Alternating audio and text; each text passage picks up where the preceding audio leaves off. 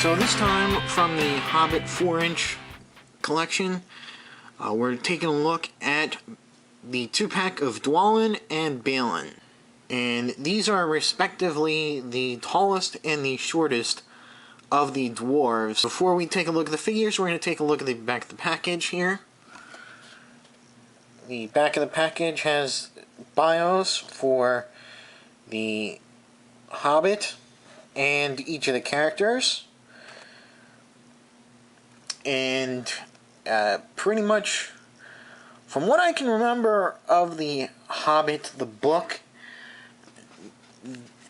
aside for a few traits to each dwarf, they don't really get into their backstories too much. Aside from Thorin, the main dwarf, there's not much time devoted to each of the dwarves, which is pretty understandable when you have 13 of them. So what they've really done is condense that information into those little bios. So that's pretty nice.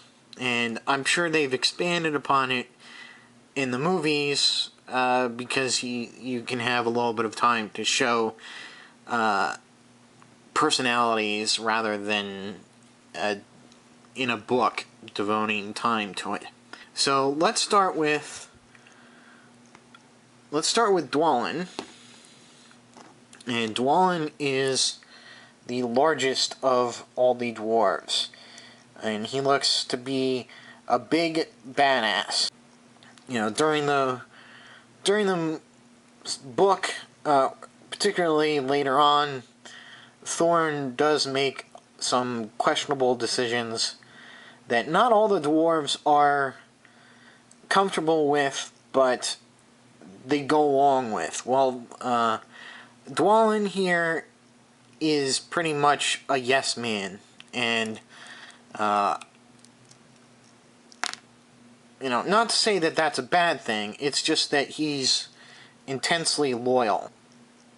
Taking a look at the figure here, you can see that he has a bald head, but there's this, I don't know if it's showing up there, there's this very neatly designed tattoo on the top and back of his skull. There's lots of detailing in these figures, which is really great. That carries over from the previous Toy Biz series, which was 6-inch. And I'm glad that they've gone that route, because you can see designs in the clothing here, neat little details on the buckle, on the belt, details on the boots there. For accessories, this guy is loaded. He's one of the most accessorized figures here. He's got a bunch of weapons. He's got this war hammer. This very neatly detailed on there as well. You can see markings of, you know, the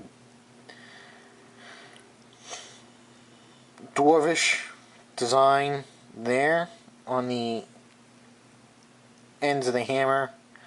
Very nicely painted as well. 2 axes here that you can store on his back.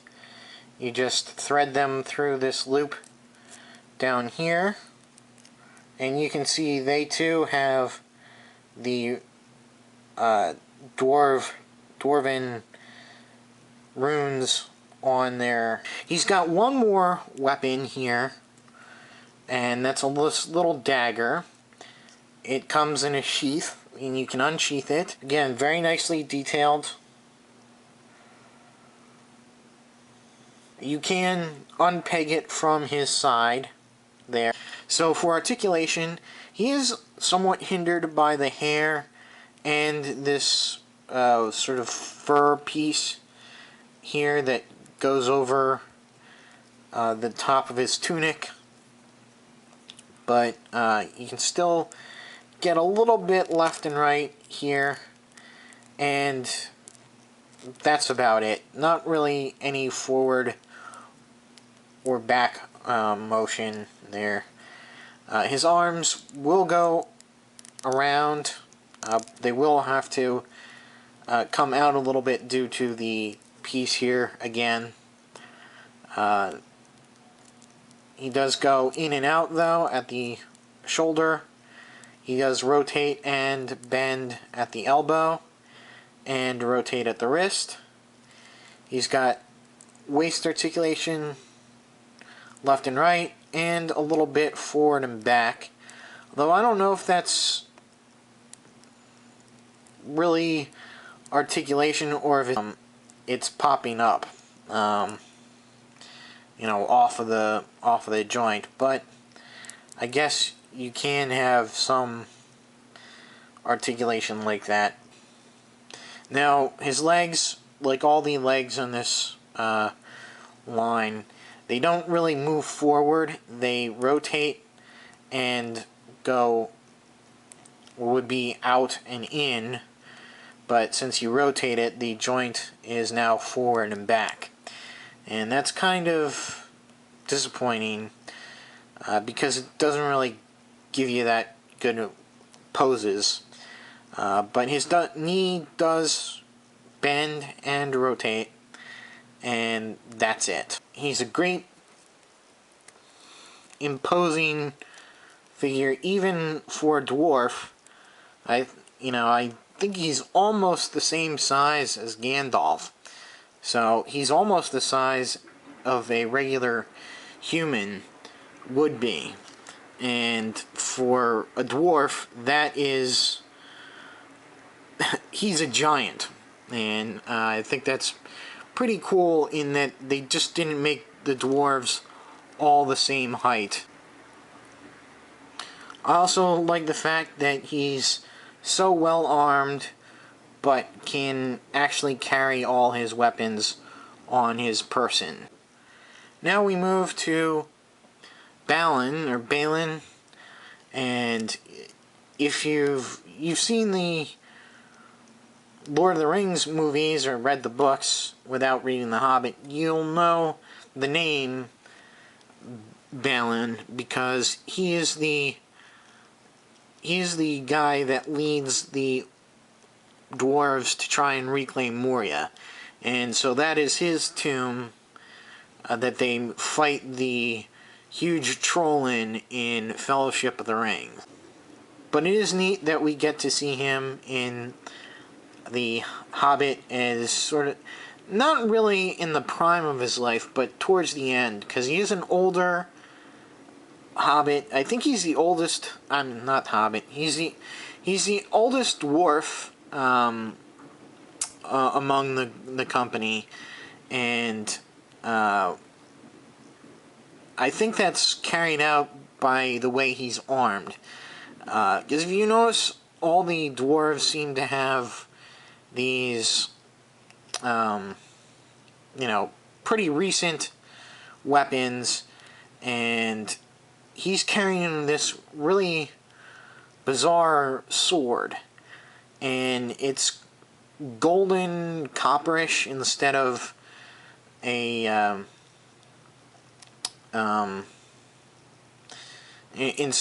like a silverish gray color.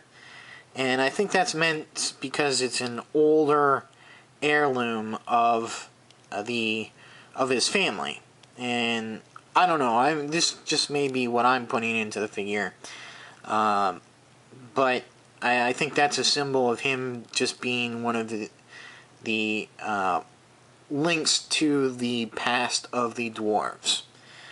And his age and wisdom is what carries him. But unfortunately, he's still kind of subservient to Thorin, which is, I guess, a product of the dwarf culture. I'm getting off on a tangent here.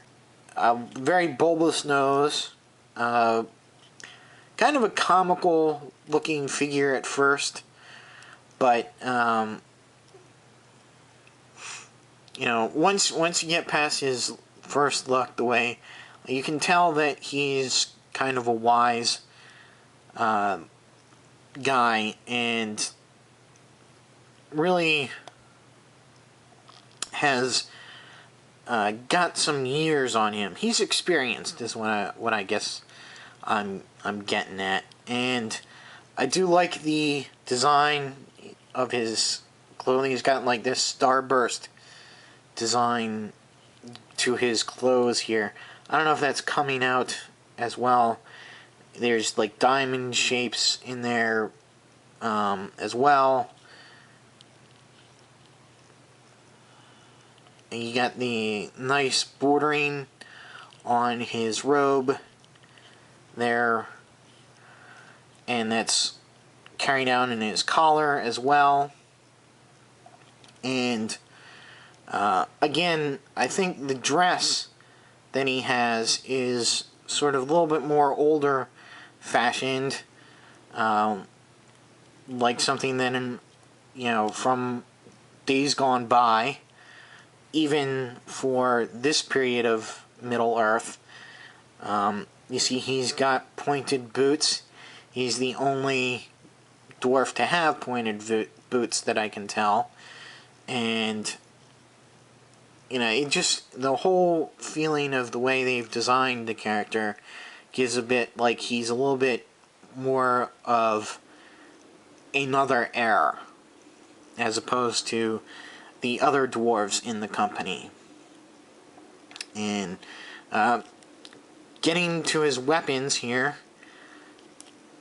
he has the bronze sword that I showed before, and with this weird design on the front, or at the head there, at the tip.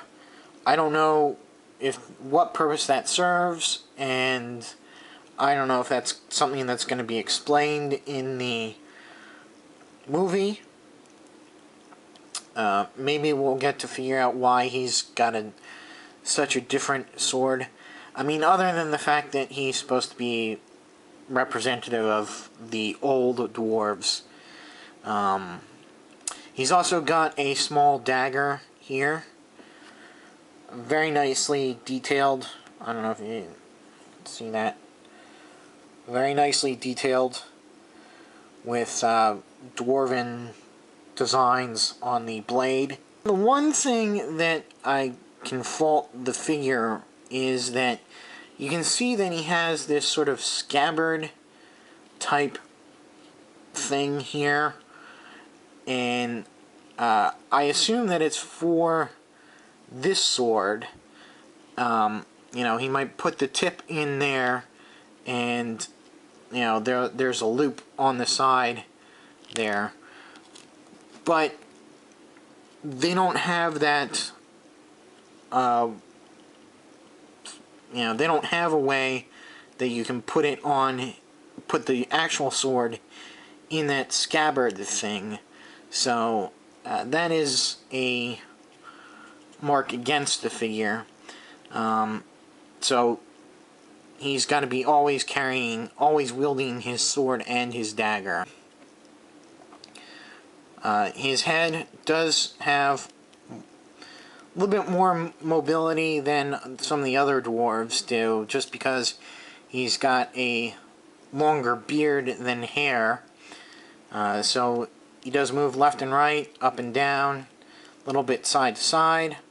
Arms do go all the way around, or the collar piece here does poke out a little bit. The arms do go out and in, rotate and bend at the elbow, rotate at the wrist.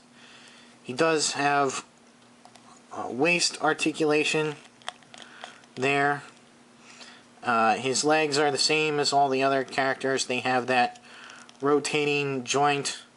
So in order to get at the hip, so in order to get the leg forward, you have to rotate the whole leg and move that forward like so, and then bend the knee. I don't like that. But like I said, the knee does bend and rotate, and that's it. So I guess that'll be it for Balin and Dwalin, or Balin and Dwalin. Stay tuned for the next set of dwarves, which would be the two brothers, Keely and Feely. And until then, I'll see you.